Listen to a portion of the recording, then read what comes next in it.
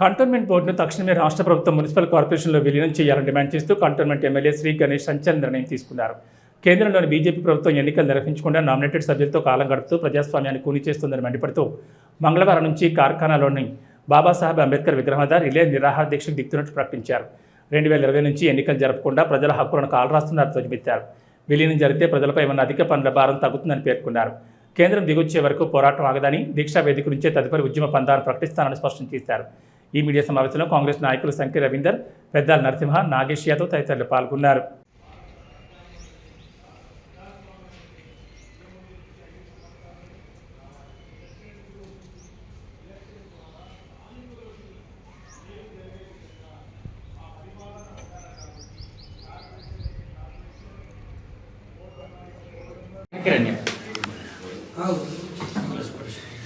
Congress party जिंदाबाद, Congress party जिंदाबाद, गणेश गारी नायकत्వం వర్ధిల్లాలి, రేవంత్ రెడ్డి గారి నాయకత్వం వర్ధిల్లాలి.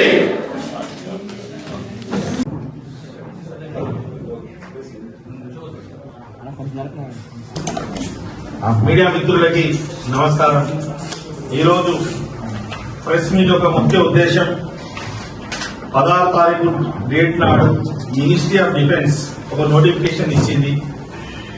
56 కంటోన్మెంట్ బోర్డులు ఏదైతే ఇప్పుడు నామినేటెడ్ మెంబర్ తో కొనసాగిస్తున్నారో అదే నామినేటెడ్ మెంబర్ ఇంకా 1 year కొనసాగిస్తున్నట్టు వారు నోటిఫికేషన్ ఇవ్వడం, ఆ నోటిఫికేషన్ మీదనే ఈ రోజు ఈ ప్రెస్ మీట్. మీ అందరికీ తెలుసు, కంటోన్మెంట్ బోర్డు మెర్జర్ చేయాలని నేను అసెంబ్లీలో కూడా మాట్లాడడం, కంటోన్మెంట్ బై ఎలక్షన్ లో పోటీ చేసినప్పుడు కూడా స్వయాన గౌరవ ముఖ్యమంత్రి రేవంత్ రెడ్డి గారు కూడా ఎలక్షన్ తర్వాత ఈ మెర్జర్ గురించి పోరాటం చేస్తున్నారు, మెర్జర్ చేస్తా అనే అంశంతో ఎలక్షన్ వెళ్ళడం కూడా. అదే మాదిరిగా వారు ఇక స్థానిక ఎన్ని సంవత్సరాలైనా కూడా వాళ్ళు చేయాలని వాళ్ళకి ఆలోచన లేదు కాబట్టి ఖచ్చితంగా ఒత్తిడి తీసుకొచ్చి తొందరగా చేసి ఏ విధంగా జిహెచ్ఎంసీ ఎలక్షన్ అవుతుందో ఆ జిహెచ్ఎంసీ ఎలక్షన్లనే ఈ ఎలక్షన్ కూడా కావాలనేది మా డిమాండ్. కాంగ్రెస్ పార్టీ జిందాబాద్, గణేష్ గారి నాయకత్వం వర్ధిల్లాలి, సాధిద్దాం సాధిద్దాం విలీనాన్ని సాధిద్దాం, సాధిద్దాం సాధిద్దాం విలీనాన్ని సాధిద్దాం. మీరు ఫస్ట్ నుంచి డిమాండ్ చేస్తున్నైతే అయితే విలీనం చేయండి, లేదా ఎలక్షన్స్ పెట్టమని. అదే మాట ఇప్పుడు మీరు సరిగా వినలేదు. వారి ప్రజలని కన్విన్స్ చేస్తుండ్రు, ఎలక్షన్ పెడితే ఓడిపోతారు, వీటిని విలీనం చేసే ఇంట్రెస్ట్ ఉన్నదని చూపించుకుంటూ 4 సంవత్సరాల నుంచి ప్రక్రియ కొనసాగిస్తున్నారు. ఇప్పటిదాకా దాన్ని ఎండే చేస్తలేరు. ఇప్పుడు ఈ మళ్ళీ వచ్చే సంవత్సరంలో ఎండ్ చేస్తారని కూడా ఏం నమ్మకం. కాబట్టి ఏ విధంగా అయితే ముఖ్యమంత్రి గారు 300 సీట్లు చేసి హైదరాబాద్ ని విస్తరించి గ్రేటర్ హైదరాబాద్ లో మంచి మార్పులు రావాలి, స్పీడ్ డెవలప్మెంట్ కావాలని వారి ఆలోచన ఏదుందో అందులో భాగంగా మన కంటోన్మెంట్ బోర్డు కూడా మర్జీ చేసి చేయాలనేది అసెంబ్లీ ద్వారా ముఖ్యమంత్రిని కోరడం, ముఖ్యమంత్రి గారు అక్కడ కూడా చెప్పడం జరుగుతుంది. కావున మనకి కంప్లీట్ గా ఈ ఎలక్షన్ తో పాటే కార్పొరేషన్ ఎలక్షన్ తో పాటే కంటోన్మెంట్ లో కూడా కార్పొరేషన్ రావాలి, కార్పొరేషన్ ఎలక్షన్ రావాలనేది మా డిమాండ్. వస్తలేరు కావాలని కొంతమంది డ్రామాలు చేస్తున్నారు, యాక్టింగ్లు చేస్తున్నారు, ఏమున్నా వాళ్ళు కనిపిస్తలేరు. కాబట్టి ఈ అంశాన్ని తీసుకొని కనిపించాలని ఒక ఆలోచన తప్పితే ఇక్కడైనా ముఖ్యమంత్రి గారు చెప్పారా సికింద్రాబాద్ పేరు మారుస్తా అని? వారే స్వయాన చెప్పారు మొన్న కూడా సికింద్రాబాద్ పేరు ఏం మారుస్తలేమని. వీరు తొందరపాటు ఏదో అడావుడిగా చేసి ఖాళీ ఉన్నారు కాబట్టి కనిపిస్తలేరు కాబట్టి ప్రజలు మర్చిపోతున్నారు కాబట్టి మేము ఉన్నామని చూపించుకోవడానికి ఏదో యాక్టింగ్ తప్పితే ఏమీ లేదు. ఏమున్నా ఈ రోజు మాత్రం మన ముందున్నది ప్రధానమైన సమస్య కంటోన్మెంట్ బోర్డు మెర్జరే కాబట్టి ఆ మెర్జర్ మీదనే అంశం, మిగతా విషయాలన్నీ వాళ్ళంతా ఇప్పుడు దాని తర్వాత నెక్స్ట్ మాట్లాడదాం. ఇది గతంలో కూడా మీకు ఒక వివరణ దీనికి విషయం చెప్తున్నానంటే, అప్పుడు సిద్దిపేట పార్లమెంట్ ఉండే, దాని తర్వాత ఇక్కడ కొత్తగా వచ్చింది ఏమీ లేదు. మల్లికార్జున పార్లమెంట్ లో భాగమే కంటోన్మెంట్ కాన్స్టిట్యుయెన్సీ. ఇది కొత్తదనం ఏంటండి చెప్పండి, ఏమైనా కొత్తదనం ఉందా? ఏమి లేదు. ఆ పార్లమెంట్ లో భాగంగానే ఇంకా మరీ ముఖ్యంగా మీడియా ద్వారా యావత్ కంటోన్మెంట్ ప్రజలకు నా ఒక విజ్ఞప్తి, ముఖ్యమంత్రి గారు ఇక్కడ ఎంపీగా ఉండే కాబట్టి వారికి స్థానికంగా ఏం చేస్తే బాగుంటుందో వారికి బాగా తెలుసు కాబట్టి వారు ఏ చర్యలు తీసుకున్నా ఏ నిర్ణయం తీసుకున్నా వాళ్ళతో కలిసి పోరాటం చేస్తున్నారు. ఏమంటారు?